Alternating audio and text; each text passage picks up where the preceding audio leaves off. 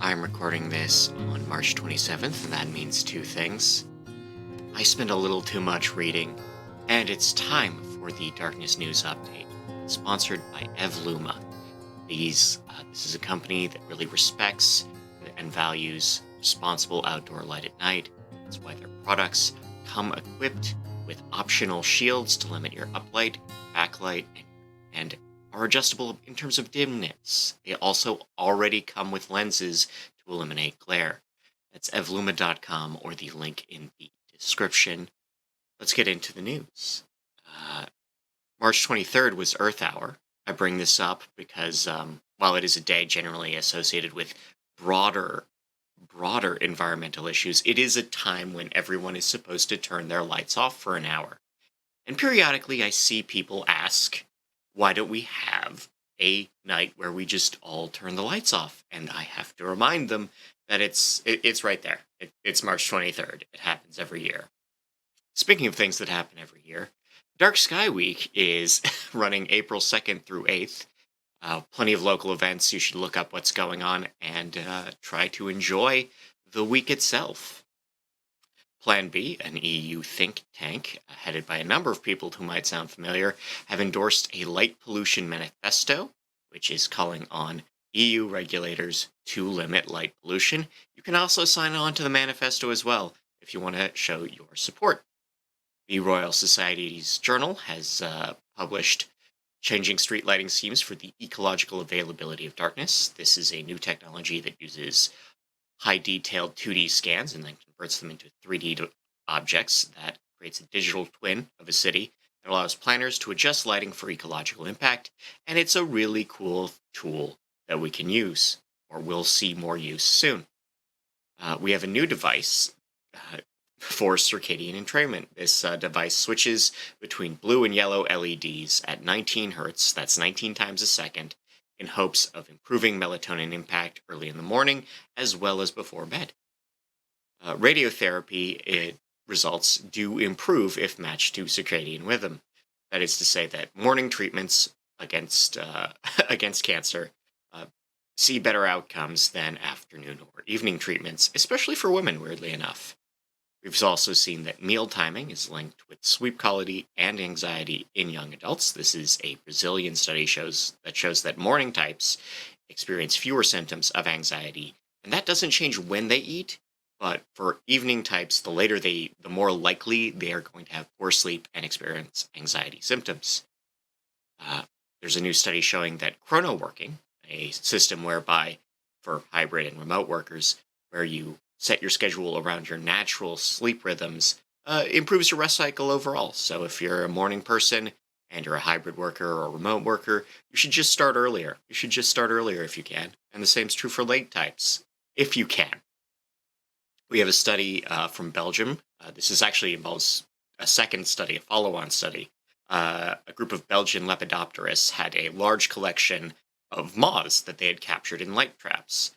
This was part of an older study, but they still had the specimens, and they sat down and they measured the wingspans of all these moths that they had caught, and noticed that the traps set in urban environments had caught fewer moths overall, and that the moths they did catch had smaller wings, and they believe that this is an evolutionary adaptation showing that the smaller wings are helping moths avoid lighting issues, or light-related issues in their life. We've also seen that sleep deprivation alters the estrus cycle in rats, which is to say that if you cut the amount of sleep a rat gets, their ovulation shifts, which is interesting. The a federal court of appeals has ruled in a case in Wisconsin showing that lighting bylaws and requirements for zoning plans are not, in fact, religious discrimination. This has been ongoing for almost 5 years now, but a Catholic high school in Edgewood wanted to add field lighting to their football field for night games, and city council denied them based on zoning plans, and then they tried again, and they tried for LED this time, and the neighbors complained, and the city planning office sided with the neighbors, and so this school, Edgewood High School, sued the city for religious discrimination, citing that the denials as well as the procedural issues of getting these approvals through showed religious discrimination. That was struck down in a Wisconsin court, and now they appealed it to a federal court, and it's been struck down. So now we have a precedent that limits on lighting and taking community feedback into account for lighting plans of religious institutions is not necessarily religious discrimination. A federal precedent for this. That might be handy if you're listening over in Utah or Wyoming. In Switzerland, Gantrisch, a park south of Bern, Switzerland, covering 24,000 acres and 19 actual villages, is now Switzerland's first dark sky park. Those 19 villages had to put in a lot of work to change their lighting to secure this, but there we go. Lake County, Oregon, is the largest dark sky sanctuary, covering 2.5 million acres in southeastern Oregon. Kaikoura, New Zealand, is altering their lighting rules. The town itself is near 2 dark sky recognized sanctuaries, and they are putting in cutoff and color temp rules to, just help out their neighbors. Same is true of Kuatonu. They're preparing to actually achieve dark sky status fully as a community, so they've created a new trust to create a new lighting policy. In Denmark, the island of Mandy is their fourth international dark sky place. Mandy is a small island off the west coast of Denmark. It is home to 70 residents and 25 streetlights. Those 25 streetlights will now be turning off between 11 and 5 a.m. In New Hampshire, the Rangeley Lakes Heritage Trust is offering lighting assessments for private homes. The community is also pursuing recognition from Dark Sky International, and the Heritage Trust is working with locals to assess their lighting and decide what they need to do to improve that, one house at a time. In St. Germain, Wisconsin,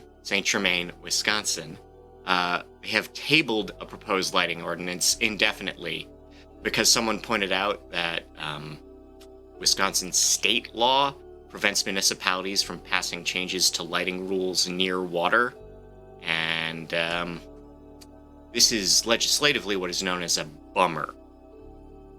A Burnaby, BC condo tower was strobe lighting their entire neighborhood. This tower is still under construction and definitely needs a visit from an electrician. And in Newburyport, Connecticut, there is some locals are offering up a dark sky presentation.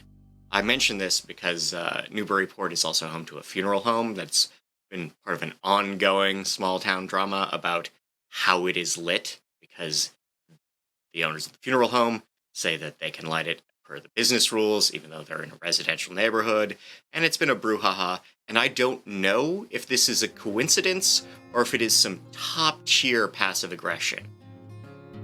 Either way, I've been Scott Wachter. I want to thank Luma, I want to thank Lighthead, I want to thank the Lighting and Darkness Foundation, I want to thank Nailed, and I want to thank you for listening. Until next time, take care of yourself.